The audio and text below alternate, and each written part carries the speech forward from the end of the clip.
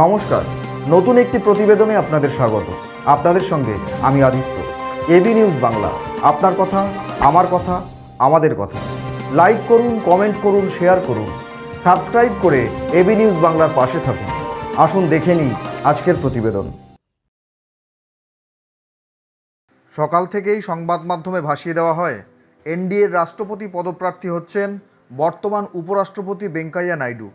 সমস্ত সংবাদ মাধ্যমে এ নিয়ে দিনভর চলে বিস্তর চর্চা।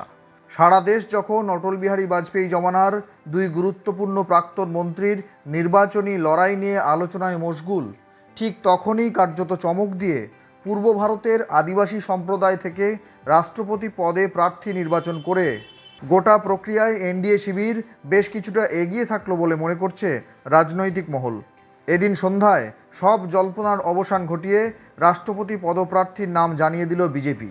ভেঙ্কাইয়া নাইডু বা অন্য কেউ নন, রাষ্ট্রপতি নির্বাচনে এনডিএ জোটের প্রার্থী হচ্ছেন দ্রৌপদী মুর্মু। ये श्रीमती द्रौपदी मुर्मू, इनको राष्ट्रपति का प्रत्याशी घोषित किया गया है एनडीए की तरफ से।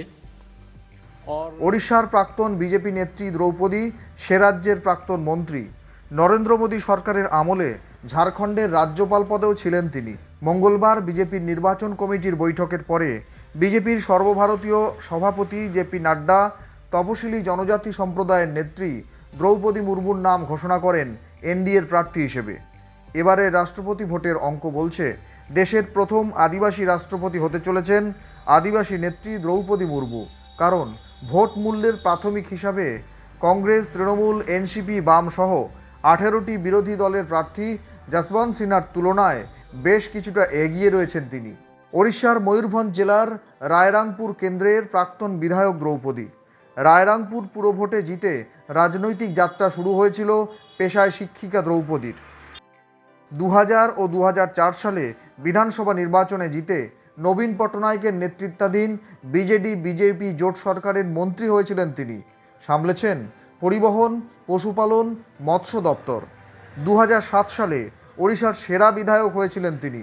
2015 মে থেকে 2000 সালের জুলাই মাস পর্যন্ত ঝাড়খণ্ডের রাজ্যপাল ছিলেন দ্রৌপদী মুর্মু। এদিন তার নাম ঘোষণা করে বিজেপির সর্বভারতীয় সভাপতি জেপি নাড্ডা বলেন, मित्रों, आज भारतीय जनता पार्टी की संसदीय बोर्ड की बैठक आदरणीय प्रधानमंत्री श्री नरेंद्र मोदी जी की उपस्थिति में और सभी संसदीय बोर्ड के सदस्यों के बीच में हमारी आज बैठक हुई। और हम सब लोग जानते हैं कि 15 जून को राष्ट्रपति के चुनाव की अधिसूचना जारी हुई थी और उसी समय ये अधिकृत किया गया था पार्टी की ओर से कि हमारे वरिष्ठ नेता भारत के रक्षा मंत्री श्री राजनाथ सिंह जी और मैं पार्टी के अध्यक्ष के रूप में विभिन्न घटक दलों से और हमारे जो यूपीए के पार्टियां हैं उनके नेता, उनके साथ हम बातचीत करें और बातचीत करके राष्ट्रपति के चुनाव के लिए सर्वसम्मति बनाते हुए हम आगे बढ़े। हमारे आदरणीय राजनाथ जी ने यूपीए के घटक दलों के नेताओं के साथ बातचीत की, कुछ के साथ उन्होंने बातचीत की, कुछ के साथ हमने बातचीत की। बातचीत का दौर चलता रहा, लेकिन कोई सर्वसम्मति पर आने की बात हो नहीं पाई और नामों की चर्चा के बारे में भी कोई सर्वसम्मति नहीं हो पाई। और आज हम जानते हैं कि यूपीए ने अपना राष्ट्रपति का प्रत्याशी घोषित कर दिया है। इसलिए आज की बैठक में हम सब लोग जो संसदीय बोर्ड के सदस्य थे, सब इस मत के आए कि भारतीय जनता पार्टी एनडीए अपने सभी घटक दलों के साथ बातचीत करते हुए हम राष्ट्रपति चुनाव में अपना प्रत्याशी घोषित करें। क्योंकि यूपीए ने घोषित कर दिया, हम चाहते थे कि सर्वसम्मति से कैंडिडेट आए, क्योंकि राष्ट्रपति का चुनाव सर्वसम्मति से होता है तो अच्छा रहता है। लेकिन इस प्रकार का उन्होंने जब कैंडिडेट घोषित कर दिया तो हम लोगों ने आज बैठक में हमारे अपने एनडीए के घटक के लोगों के साथ बातचीत करते हुए और लगभग 20 नामों पर हमारे यहाँ लंबे दौर की चर्चा हुई और चर्चा में सब लोगों के साथ बातचीत करते हुए एक सर्वसम्मति इस बात पर बनी कि सभी नामों पर चर्चा हुई, विस्तृत चर्चा हुई, लेकिन कुल मिलाकर के ये बात सामने आई कि हमें प्रत्याशी के रूप में कोई पूर्व से ढूंढना चाहिए, भारत के पूर्वी क्षेत्र से ढूंढना चाहिए और हो सके और हमारा प्रयास हो महिला को हमको स्थान देना चाहिए। और आज तक कोई आदिवासी ट्राइबल प्रत्याशी राष्ट्रपति के रूप में नहीं आया है, इसलिए हमें ट्राइबल पर और पहली बार कोई ट्राइबल को भारतीय एनडीए की तरफ से हम कैंडिडेट बना सकेंगे ऐसा संसदीय बोर्ड, पार्लियामेंट्री बोर्ड का मत था और इसलिए श्रीमती द्रौपदी मुर्मू इनको राष्ट्रपति का प्रत्याशी घोषित किया गया है एनडीए की तरफ से।